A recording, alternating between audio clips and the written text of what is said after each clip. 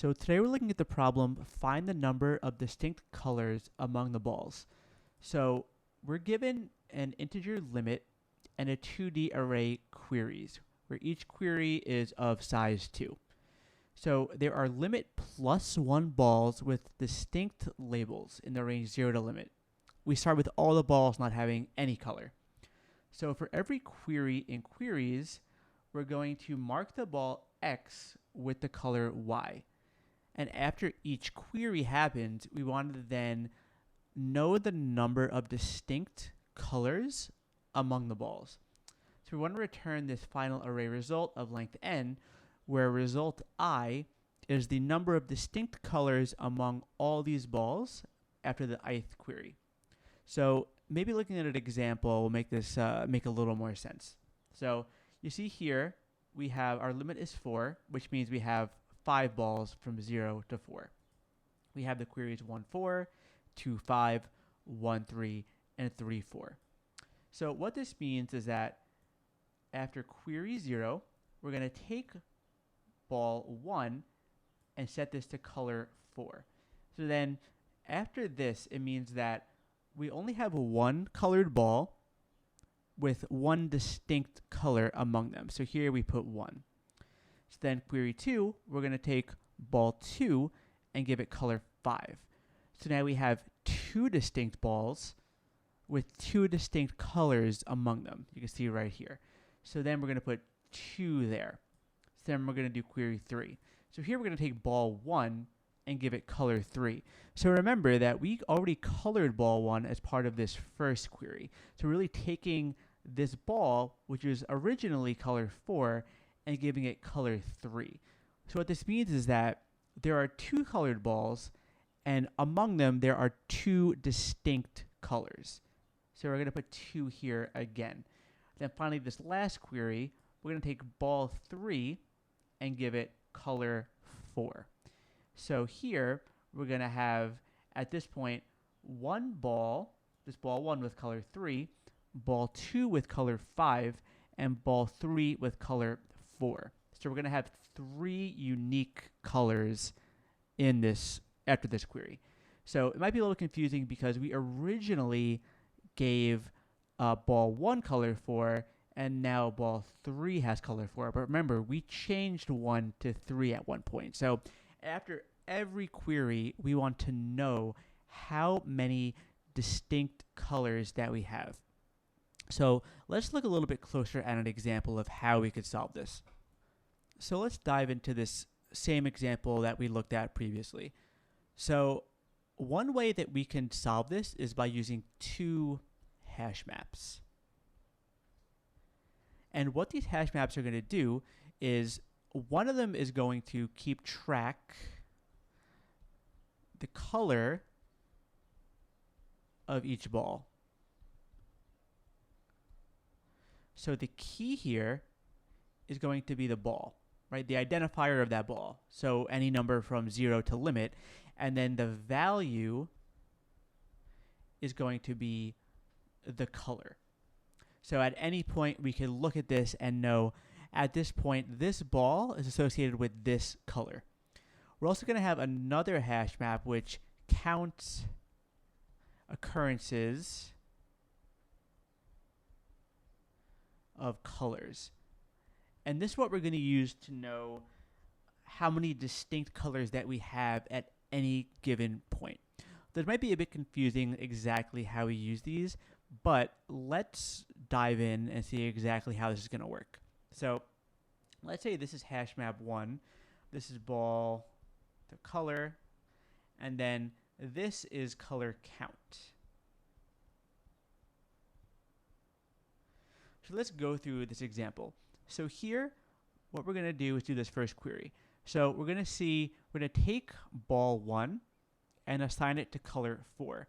So we're going to take 1, assign it to 4, and now we know that we have the color 4 occurring 1 time. So how do we actually use this? So let's just use this as our answer array.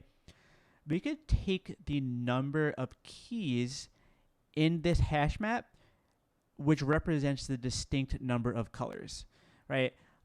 We know that we could take the count of the keys because the number of keys will be the number of unique colors we have. So say we have 4, 5, 6. It doesn't matter if we have 100 balls with this color, we have 99 with this color, and 60 with this color. We see that we have 3 distinct colors. So if we take the number of keys that are in this hash map, we know that at this point is the number of distinct colors that we have. So here we can just add a 1. And let me erase these numbers to avoid confusion, because currently we see we only have 1 ball assigned with the color 4. So now let's move on. So now we're going to take ball 2 and assign 5. So let's record that color, take 2, assign 5. And here we're going to say 5 now has 1 count as well. So here, again, we take the number of keys and we're going to put 2 into our answer array. So here's where it gets a bit interesting. We're going to take 1 and assign it to 3. But we already have 1 assigned to another color. So how do we account for this? So we're going to check here, and we see that 1's already assigned. So let's get this color. We know that we're going to remove this color from this ball. So we can come to our other hash map here and say, let's decrease this by 1 because we're getting rid of a ball of this color, right? So now 4 has 0 occurrences, and we assign 1, 2, 3. And 3 gets assigned here. So what can we actually do with this? So we'll see that now 4 has 0 occurrences.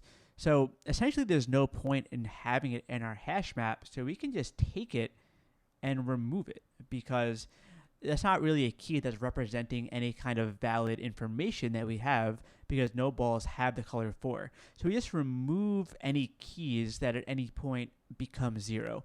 So now again, we look at the count of keys in our hash map and we add that into our answer array. So then let's go to the last query.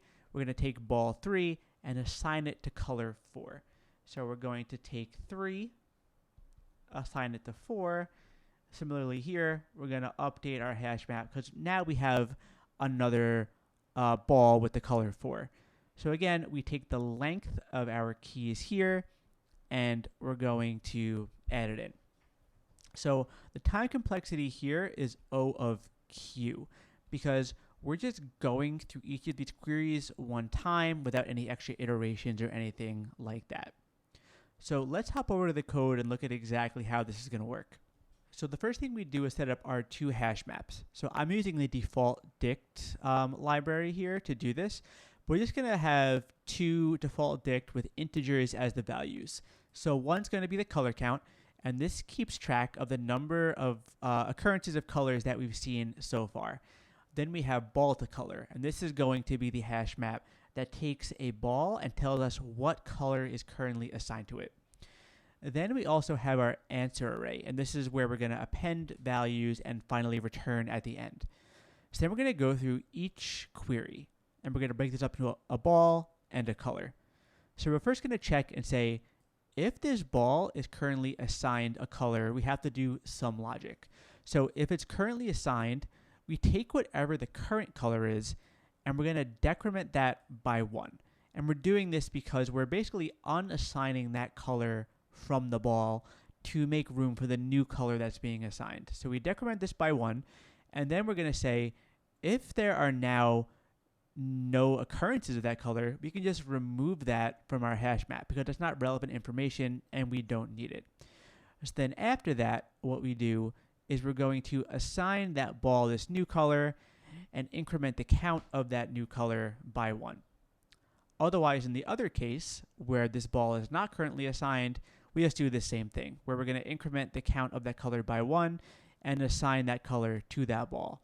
So then you'll see, no matter what we do, we're going to get the number of keys that are currently present in that color count hash map, and we're going to add it into our answer array. So let's submit this and make sure it works. And it does work. So hopefully this is helpful, and thank you for watching.